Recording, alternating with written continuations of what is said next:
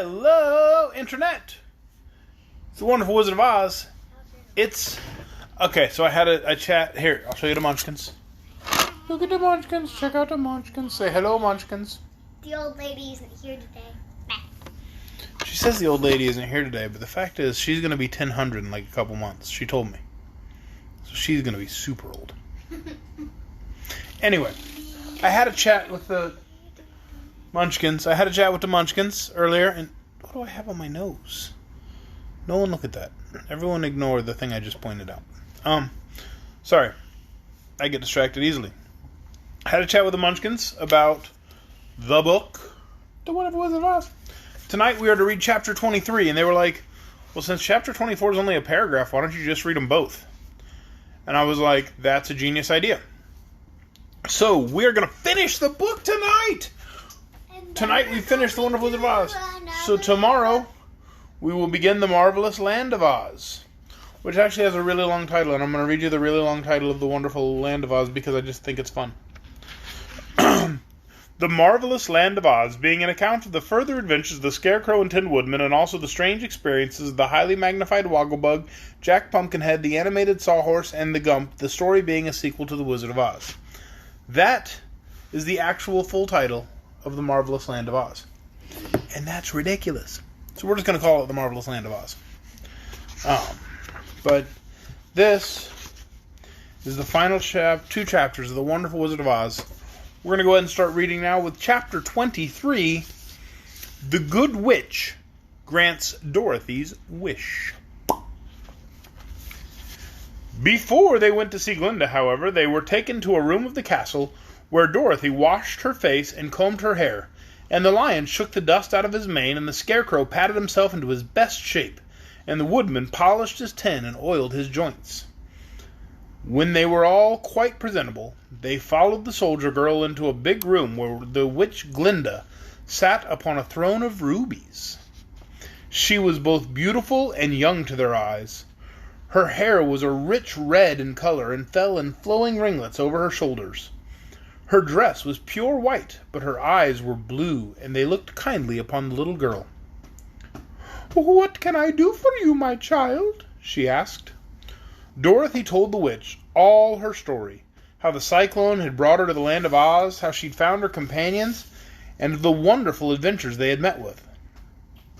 "My greatest wish now," she added, "is to get back to Kansas, for Aunt Em will surely think something dreadful has happened to me, and that will make her put on mourning, and unless the crops are better this year than they were last, I'm sure Uncle Henry cannot afford it." Glinda leaned forward and kissed the sweet, upturned face of the loving little girl. "Bless your dear heart," she said. "I am sure I can tell you of a way to get back to Kansas," she added. "But if I do, you must give me the golden cap." "Willingly," exclaimed Dorothy. "Indeed, it is of no use to me now, and when you have it you can command the winged monkeys 3 times. "And I think I shall need their service just those 3 times," answered Glinda, smiling. Dorothy then gave her the golden cap, and the witch said to the Scarecrow, "What will you do when Dorothy has left us?" "I will return to the Emerald City," he replied. "For Oz has made me its ruler, and the people like me. The only thing that worries me is how to cross the Hill of the Hammerheads." "By means of the golden cap, I shall command the winged monkeys to carry you to the gates of the Emerald City," said Glinda, "for it would be a shame to deprive the people of so wonderful a ruler." "Am I really wonderful?" asked the Scarecrow. "You are unusual," replied Glinda. Turning to the Tin Woodman, she asked, "What will become of you when Dorothy leaves this country?" He leaned on his axe and thought a moment, and then he said, "The Winkies were very kind to me and wanted me to rule over them after the Wicked Witch died. I am fond of the Winkies, and if I could get back to the country of the West, I should like nothing better than to rule over them forever."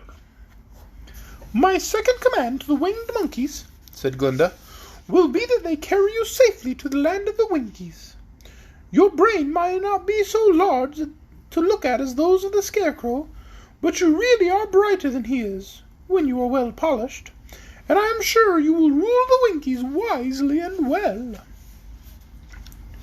Then the witch looked at the big, shaggy lion and asked, "When Dorothy has returned to her own home, what will become of you?" "Over the hill of the Hammerheads," he answered. "Why's a grand old forest, and all the beasts that live there have made me their king. If I could only get back to this forest, I would pass my life very happily there." "My third command to the winged monkeys," said Glinda, "shall be to carry you to your forest. Then, having used up the powers of the golden cap, I shall give it to the king of the monkeys, that he and his band may thereafter be free forevermore." The Scarecrow and the Tin Woodman and the Lion now thanked the good witch earnestly for their kindness, and Dorothy exclaimed, "You are certainly as good as you are beautiful, but you have not yet told me how to get back to Kansas." "Your silver shoes will carry you across the desert," replied Glinda.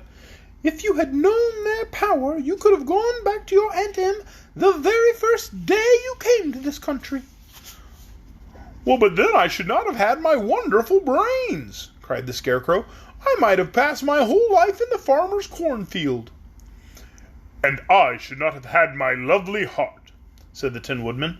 "I might have stood and rusted in the forest till the end of the world."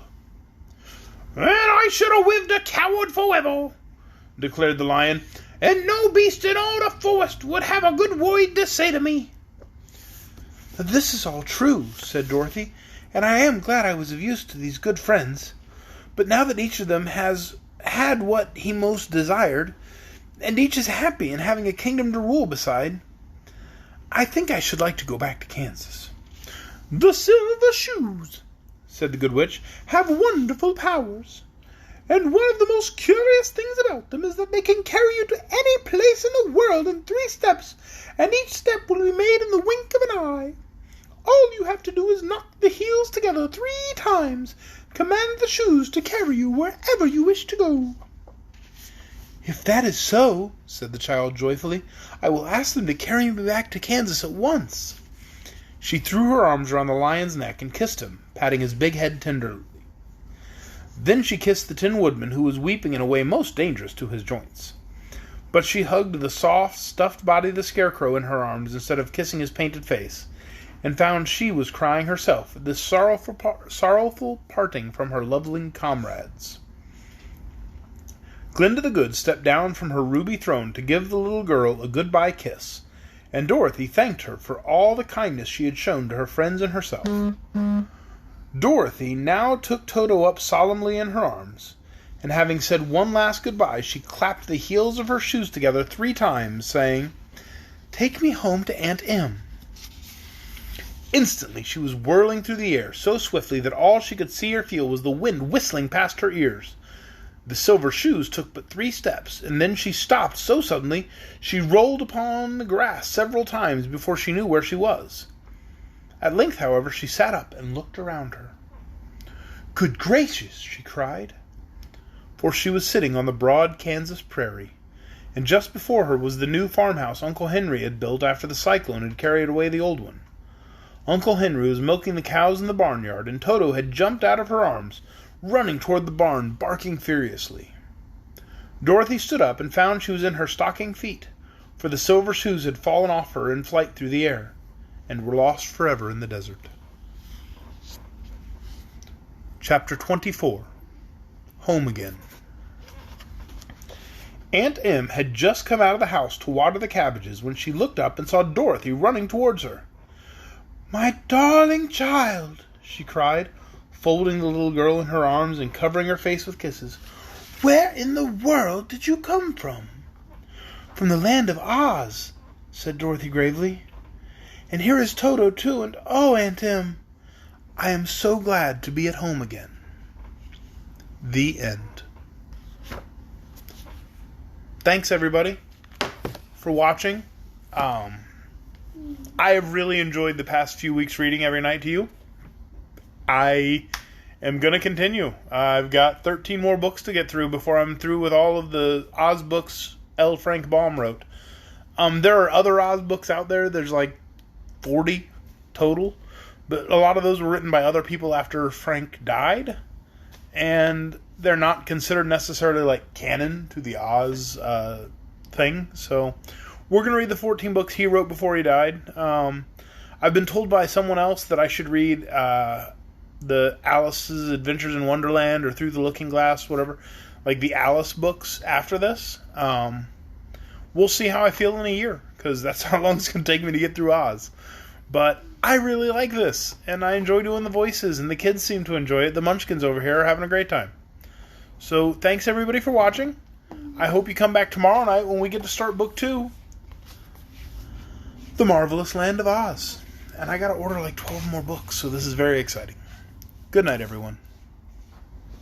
You guys want to say good night? Should the Munchkins say good night? Good night. Bye.